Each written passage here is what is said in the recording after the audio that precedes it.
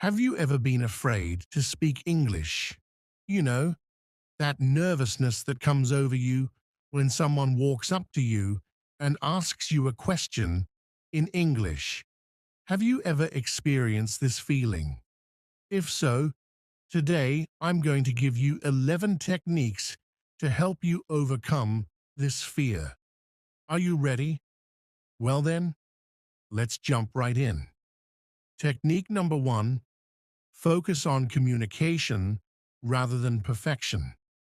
I'll say it again because it's so important. Focus on communication rather than perfection.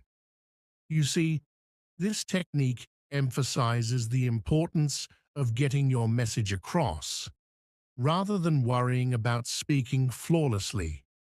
You have to focus on communicating your idea, your thought, or your opinion, instead of focusing on each and every word that you're saying and making sure that your mistakes are not that bad or that your grammar is perfect.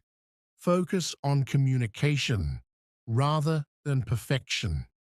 We're talking about letting go of your fears now. There are three reasons why this is so important. Here's the first reason. This will reduce anxiety and help you speak more freely. Many times when you would feel that fear coming over you, and that nervousness, and that anxiety, it's because you don't want to make a mistake. Let that go, and you'll experience freedom from anxiety. Reason number two. You'll learn faster by actively using the language, even with mistakes. Again, when you stop worrying about mistakes, you'll start speaking more freely and you'll actually start to improve because you'll be using what you have learned. Reason number three. It builds your confidence as you successfully communicate your ideas. When you focus on communicating rather than perfection, when you focus on getting your thoughts out instead of making sure each and every word is in the right place, you'll actually be able to feel more confident in yourself. You'll feel confident because people will start understanding what you want to say. So technique number one is to focus on communicating and not on perfecting. Communication over perfection. You got me? Excellent. All right, here we go. Technique number two: practice positive self-talk and affirmations. Now, this technique is something you've probably noticed that I use in each and every one of my video lessons. My goal is to help you speak English with confidence.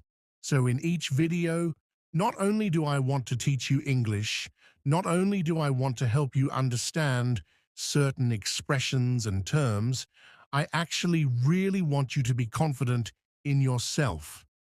So I always remind you that you're intelligent. You are learning another language. Your brain is amazing. Why? Because positive self-talk and affirmations will help you release your fear. You see, it's important for you to use encouraging words and phrases to boost your confidence and motivation in learning English. There are three specific reasons why this technique works so well. The first reason is it helps you overcome negative thoughts that may hinder your progress. Listen, I've been where you are. When I was studying Korean, it was very difficult, and there were moments when I would hear a voice in my head saying, "Ah, this is too hard. You keep making mistakes." Ah, this negative voice is going to be present, but you have to stop it. Again, by speaking to yourself in a positive way, reminding yourself, "Hey, you've come a long way. You're intelligent. You are smart enough to learn this language." Reason number two: positive self-talk can improve your overall learning attitude. When you remind yourself that you can do it, the next time a new term is brought to you. The next time you hear something that you've never heard before, instead of feeling dejected and instead of feeling depressed, you'll say to yourself, "Ah, I was smart enough to learn the last term. I'm smart enough to learn this term." Reason number 3, it reinforces your belief in your ability to master the language. Exactly what I just said before. You have to speak to yourself in a positive way. Don't put yourself down when you make a mistake. Remind yourself, it's okay. I'm on this journey. I can do it. Affirm yourself and speak positively to yourself. We're talking about overcoming your fears and finally speaking English with confidence. Technique number 3.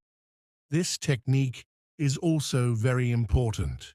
Start with small, achievable speaking goals. I'll say this one again. Start with small, achievable speaking goals.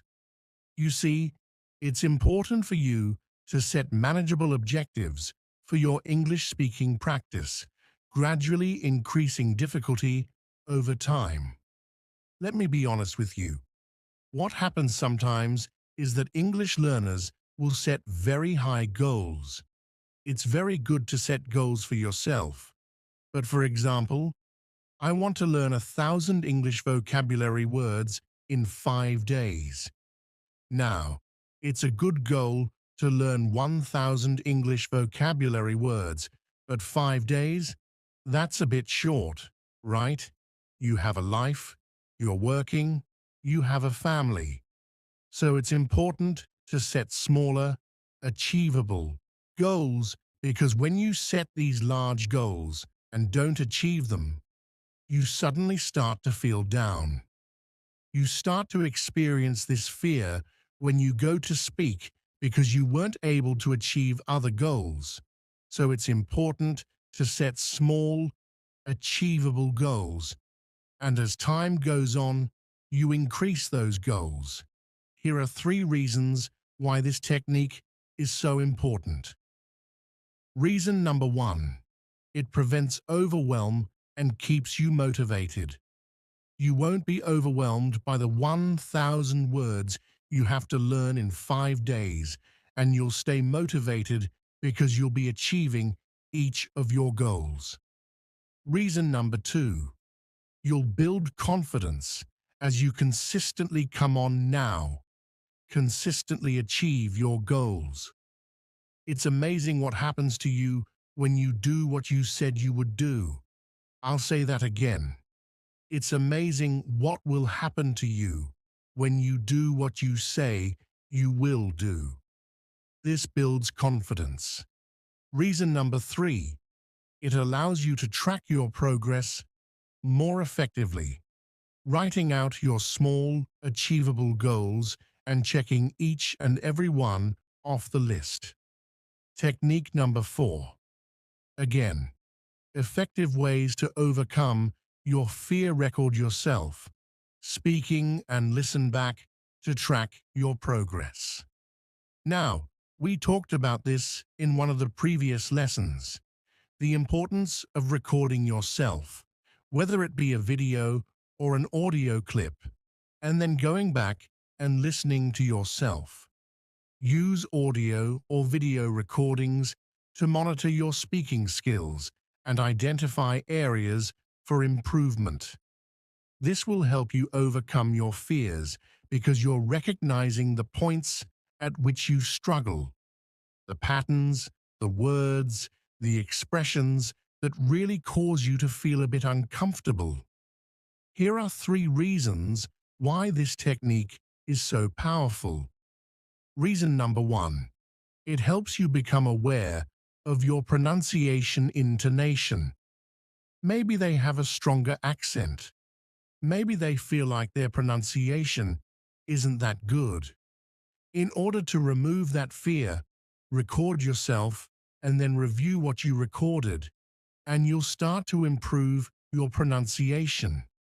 Many times, English learners and maybe even you experience fear because they feel like the individual they're speaking with will not understand them.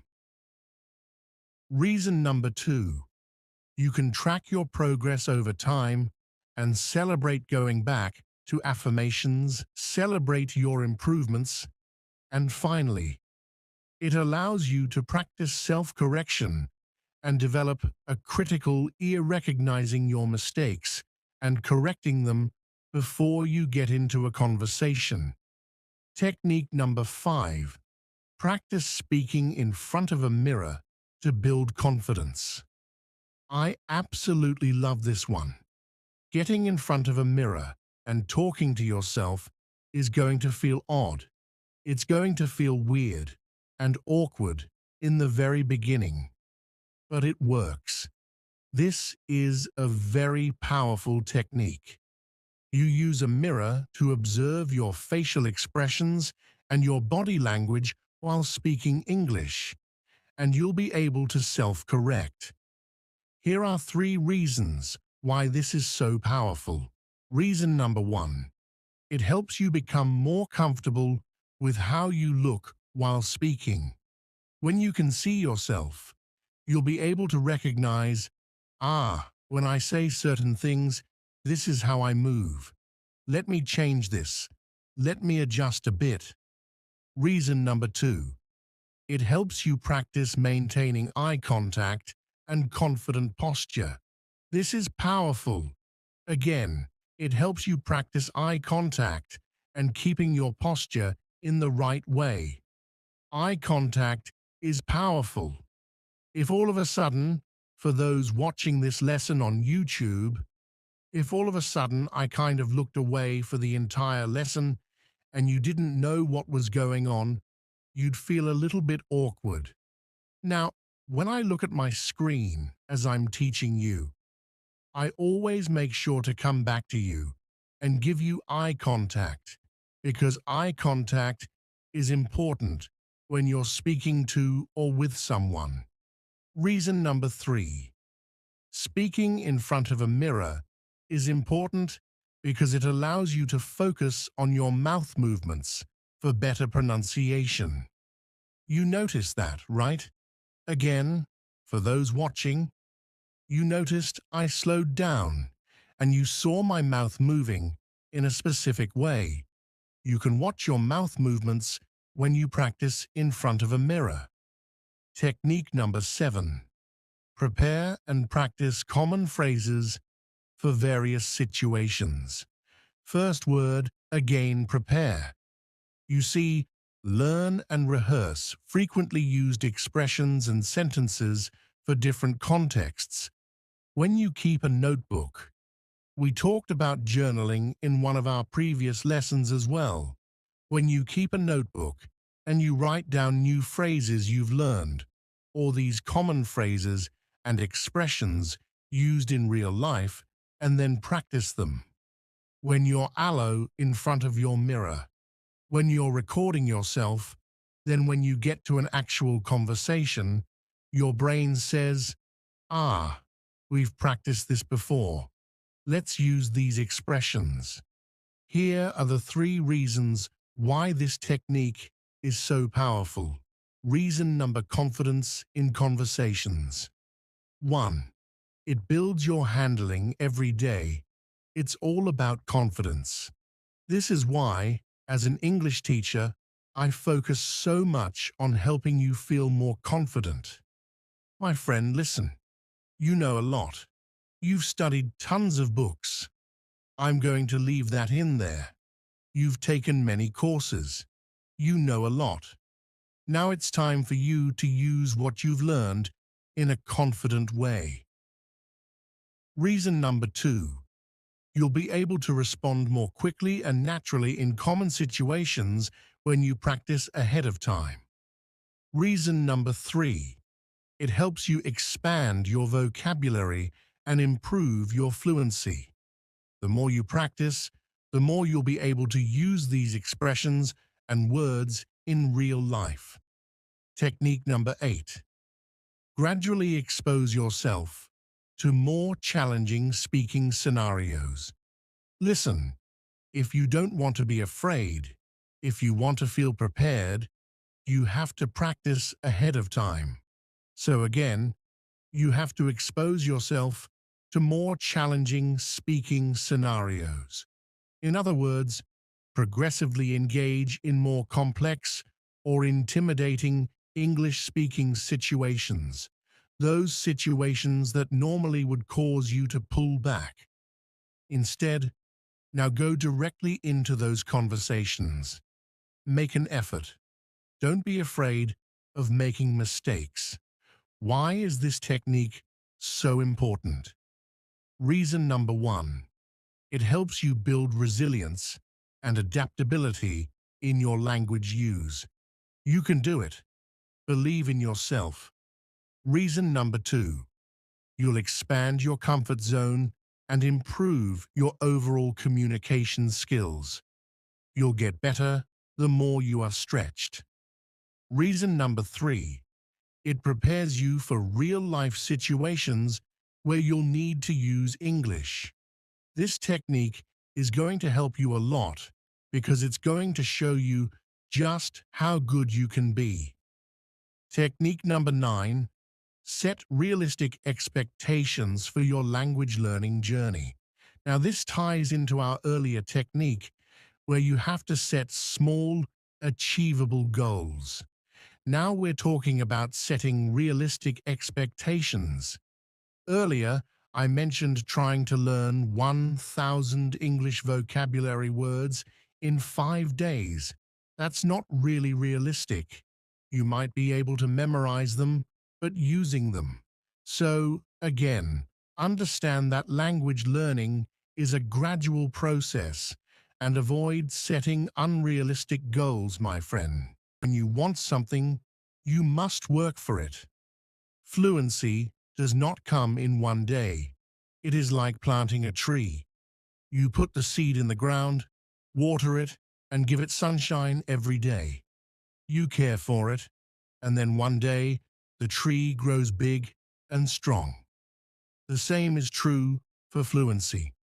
One day, a student came to me. She was very sad. She said, "Teacher, I want to speak English, but I always forget the words." I smiled and said, "Do not worry. Fluency is not about remembering all the words. It is about practice." She looked at me with hope in her eyes. "But how can I practice?" she asked. "Practice is everywhere. You can practice by talking to your friends, by listening to stories, by singing songs. You can practice every moment of the day." I remember when I was in school, I loved stories. I would listen to them every night. My teacher would read to us, and I would repeat the words. At first, I was slow, but with time, I became faster. I learned new words, and my confidence grew. Another student asked me, "Teacher, is fluency only about speaking fast?" I said no. Fluency is about speaking clearly. It is about making others understand you. You do not have to speak quickly. You have to speak with confidence. There was once a boy in my class who spoke very fast, but no one could understand him.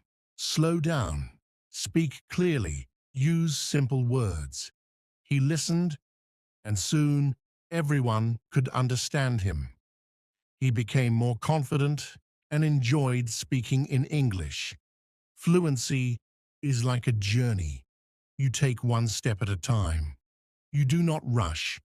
You enjoy the process. One day, you look back and see how far you have come. You will see that you have made progress. You will see how far you have come. I have seen many students who were afraid to speak at first, but with time and practice, they became fluent. There is a secret to gaining fluency. It is a simple secret. The secret is to listen. Listen to others speak English. Listen to stories. Listen to songs. Listen to conversations. The more you listen, the more you learn. I once knew a girl who loved music. She would listen to English songs every day. Soon, she started singing along. Her fluency improved because she was listening and repeating. Another important thing is to not be afraid of mistakes. Mistakes are our best teachers. I remember a student who was very afraid of making mistakes. She would not speak because she thought others would laugh at her. I told her, do not worry about mistakes. Every mistake is a lesson. One day, she decided to speak in class. She made many mistakes, but she did not stop. She kept speaking, and after a while, she became better. She told me, "Teacher, I am not afraid anymore." That was the day she started to become fluent. Fluency is also about thinking in English. When you think in English, you start to speak more naturally. I once had a student who always translated from his language to English. This made him slow and confused. Try to think in English. Even when you are alone, think in English. He tried this, and slowly he became more fluent. There was another student who loved to talk. He would talk about anything and everything. But he had a problem. He would start a sentence in English and then switch to his native language. Try to stay in English. Even if you don't know a word, try to explain it in English. This helped him stay focused, and soon he was speaking only in English. Reading is another way to gain fluency. When you read, you see how sentences are formed, and you learn new words. I remember when I was learning English, I would read simple books. Every time I found a new word, I would write it down. Then I would try to use it in a sentence. This helped me remember the words and use them when I spoke. One day, a student came to me with a book. She said, "Teacher, I read this book, but I did not understand everything." I told her, "That is okay. That is okay. The more you read, the more you will understand." She continued to read every day. After some time, she came to me and said, "Now I understand much more." Her fluency improved because she was reading and learning new things every day. Fluency is also about listening to yourself. Sometimes you need to record yourself speaking, then listen to it and see where you can improve. I once had a student who did this every day. She would record herself reading a story, then she would listen to the recording and find areas where she could improve. This practice made her more aware of her speech, and soon she became fluent. Practicing with a friend is another great way to gain fluency. I had two students who were best friends. They decided to speak only in English with each other every day. They would have conversations in English, helping each other with words they didn't know. Over time, both of them became very fluent. They learned from each other. They enjoyed the process. Fluency also comes from using the language in real-life situations. When you go to the market, try to speak in English. When you are with friends, try to use English. The more you use the language, the more fluent you become. I had a student who worked in a shop. He decided to speak only in English with his customers. He said, "I don't know how to communicate with my customers." At first, it was difficult, but with time, he became more confident and fluent. Fluency is also about being curious. When you hear a new word, don't ignore it.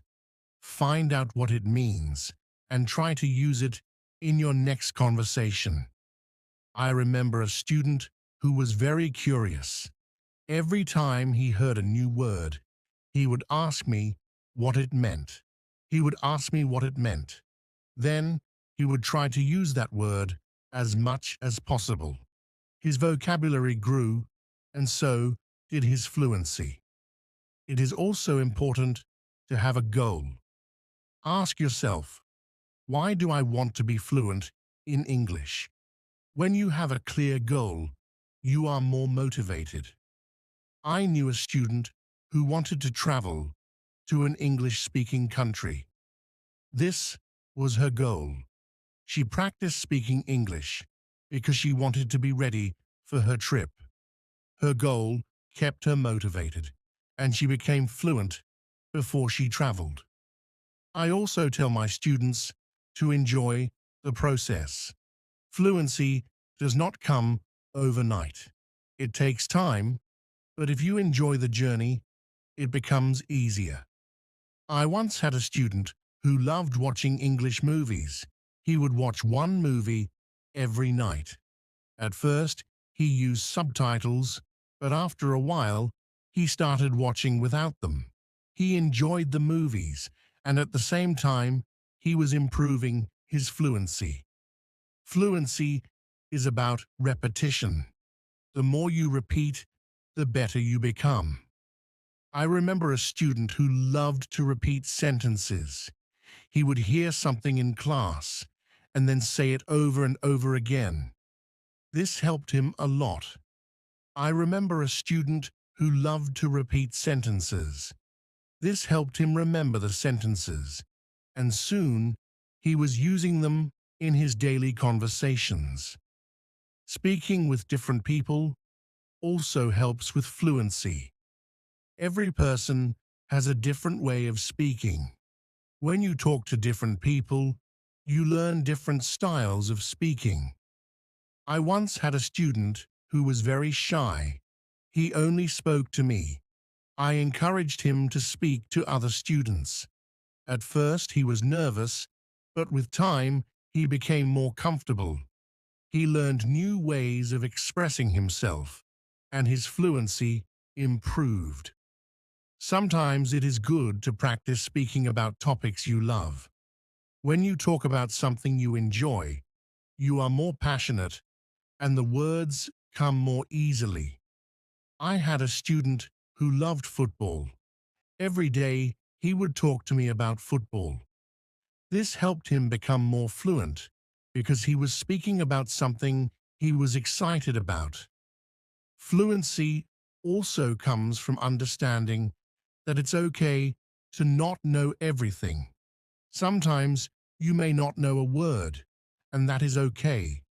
Try to explain it in another way.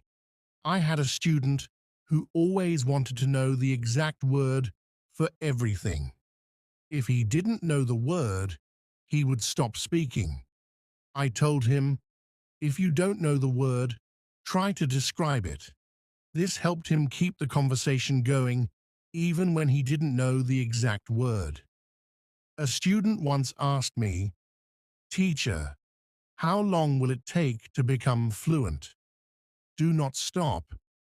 This student practiced every day and soon saw progress.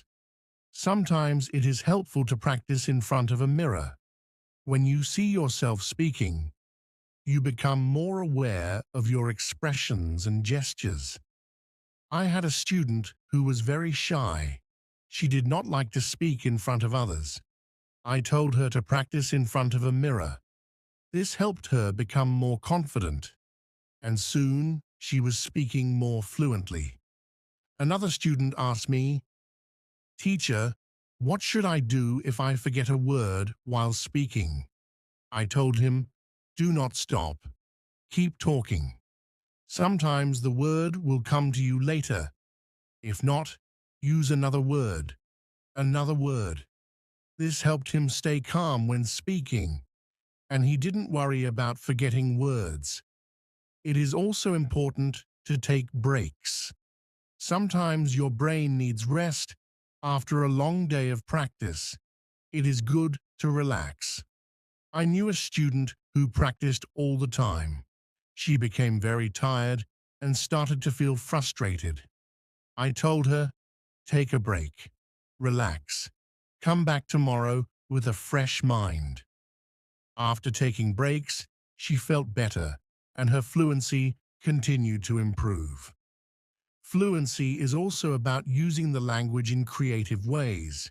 You can write a short story, sing a song, or even make a video. I had a student who loved to write. She would write short stories in English every day. This helped her practice new words and sentences. Soon she started reading her stories aloud and her fluency improved. Another way to practice is by teaching others. When you teach, you learn even more. I had a student who was very fluent quickly, but when he did not see progress, he became frustrated. I told him, be patient. You are making progress, even if it is slow. He listened to me and continued to practice. Over time, he saw improvement and became more fluent. He became more confident. Fluency is not just about speaking. It is also about listening. When you listen carefully, you learn how to respond. I had a student who was a good listener. I thought we would stay together, but I was wrong. The day after our father's funeral, we went to the lawyer's office. The lawyer opened the papers. He told us that our father wanted everything to be shared between us, but Daniel did not want to share. He wanted everything for himself. I sat there, shocked. Daniel looked at me with cold eyes. I deserve more, he said. I could not believe it. My own brother was telling me this. He was saying he deserved more than me. I worked hard all my life. I helped our father with everything. I never asked for more. But Daniel, he never worked hard. He never helped our father. He only thought about himself. He wanted the house, the land, and the money. He wanted it all, and he did not care about me. I looked at him. He was my brother, but in that moment he seemed like a stranger, a man who cared about nothing but money. I wanted to speak, but I could not. My heart was broken. I could not believe my own brother would do this. Daniel didn't stop there. He kept talking. His voice was loud and angry. I need this money, he said. I deserve it. I'm the older brother. I should have everything. I felt a rush of anger in me. How could he say that? How could he think he deserved everything just because he was older? I worked hard for this. I worked hard every day. And now he was taking it all from me. Daniel, this is not fair, I said. We promised to share everything. This is our father's wish. We can't break that promise. But Daniel did not care. He didn't listen to me. You don't understand, he said. You never understand. I need this money to make my life better. I need it more than you. I felt tears in my eyes. My brother, the person I loved most in the world, was telling me that I wasn't important, that I didn't matter. He left the lawyer's office that day with all of our father's things. He took everything, and I was left with nothing but my broken heart. I couldn't believe it. How could my brother do this? How could he take everything and leave me with nothing? We were family. We were supposed to take care of each other. But Daniel didn't care about family. He only cared about himself. That night I sat alone in our father's old house. I looked around at all the memories, our father's chair, his books, his photographs. They were all gone now. Daniel took them, and I was alone.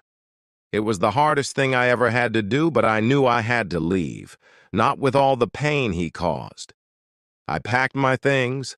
I walked out of the door. But as I left, I looked back. I looked back at the house where we grew up. I looked back at my brother, and for the first time, I felt that we were not family anymore. Days passed, but my heart did not heal. I couldn't stop thinking about Daniel, about what he had done. I still remembered his angry face, his words cutting through me like a knife. He took everything, and I was left with nothing. I tried to move on. I tried to start fresh, but it was hard. Every time I saw something that reminded me of our father, I remembered Daniel. The pain in my heart would come back. I decided to visit the lawyer. Maybe there was still something I could do. Maybe there was a way to make things right. When I arrived at the office, the lawyer looked at me with sad eyes. "I'm sorry, David," he said, "but there's nothing I can do. Daniel has all the rights now. Your father made it clear in his will." The words hit me hard. "But it's not fair," I said, my voice shaking. "Daniel doesn't care about our father's wishes. He just wants the money. He doesn't care about family." The lawyer didn't say anything. He just looked at me and nodded. I left the office feeling lost. I walked through the streets feeling like there was no way out. My brother had taken everything, and now he was gone. I went back to the house one last time. I stood outside looking at the place where I had grown up. It didn't feel like home anymore. It didn't feel like family anymore. I knocked on the door. I knew Daniel would not answer. I knew he didn't want to talk to me. But I knocked anyway. And to my surprise, he opened the door. His face was different now. He looked tired. He looked sad. "Daniel," I said quietly, "we need to talk." He didn't say anything at first. He just looked at me. But then he stepped aside and let me in. We sat in silence for a long time. Neither of us knew what to say. Finally, Daniel spoke. "I'm sorry, David," he said. "I didn't mean to hurt you. I was angry. I was scared. I thought if I had everything, I would be happy. But I wasn't happy."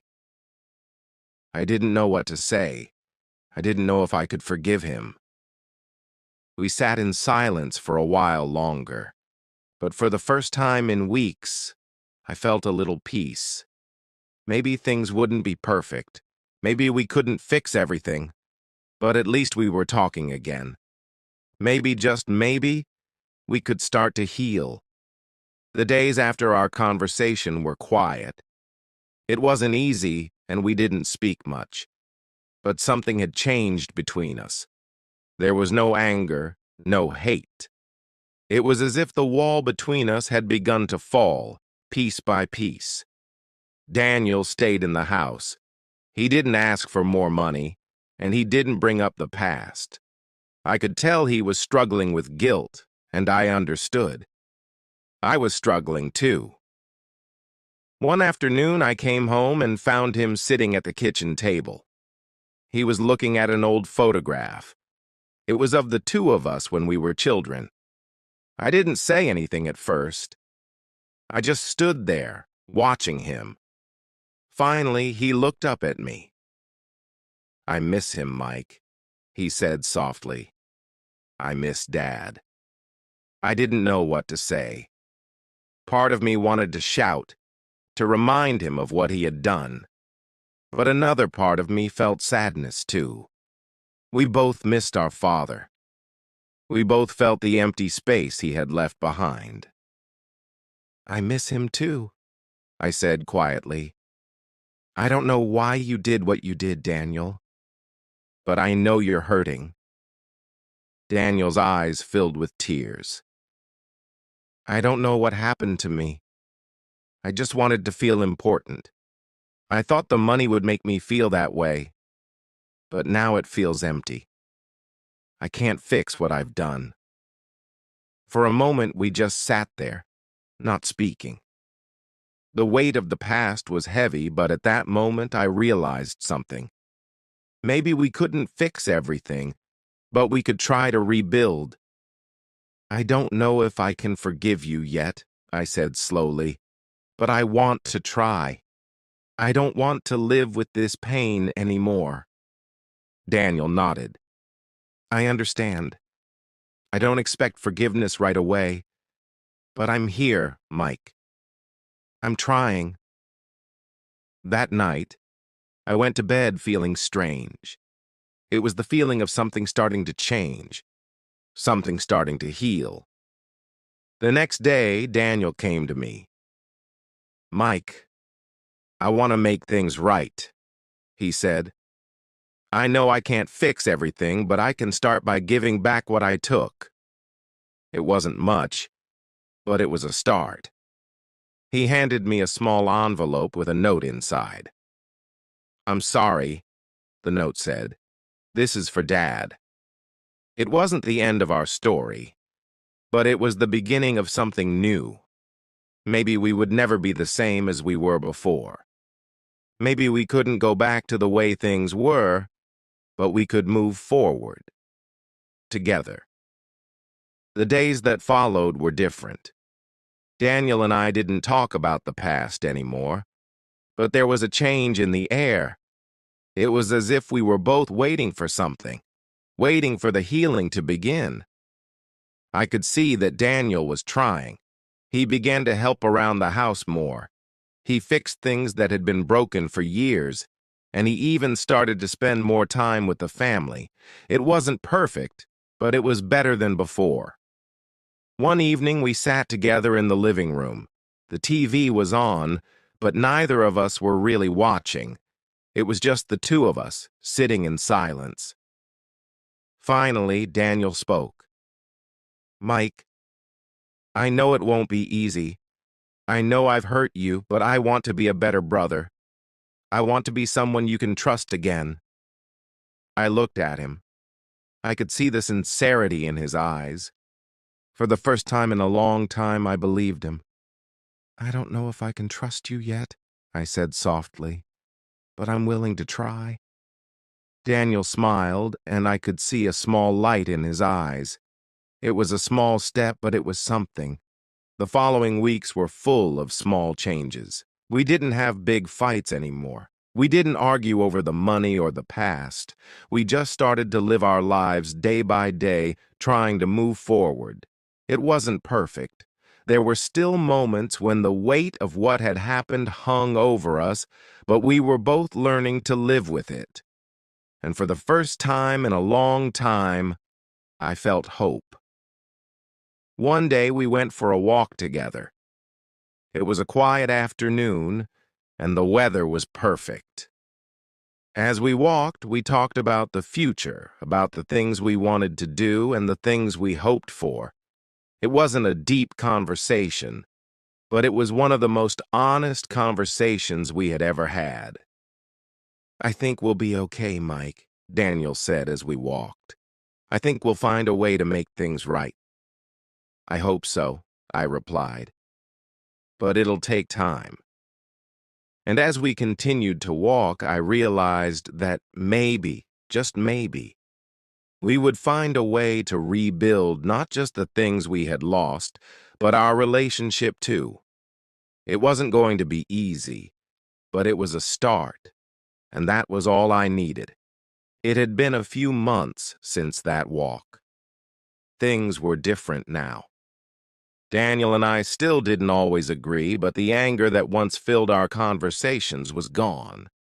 We were learning how to communicate, to understand each other. One afternoon, as we sat together, I looked at him. He was no longer the man I once fought with. He was different, and so was I. The hurt from the past was still there, but it didn't control us anymore. I know I made a lot of mistakes, Mike, Daniel said one evening, but I'm trying.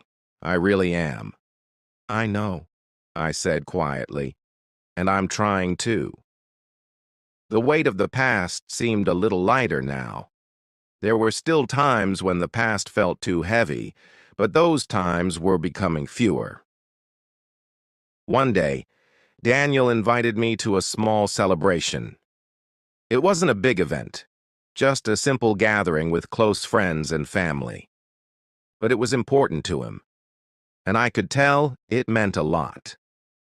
As I stood there, looking around at the people who cared for us, I realized how far we had come. We had survived the worst of times, and we were still standing. "I'm proud of us," I said to Daniel that evening. He smiled. "Me too, Mike. Me too." And for the first time in a long time, I felt like maybe, just maybe, we could start fresh. Not forget the past, but learn from it. Move forward one step at a time. It wasn't perfect, it wasn't easy, but it was real, and that was enough. We weren't the same brothers we had been before, but in a way we were better.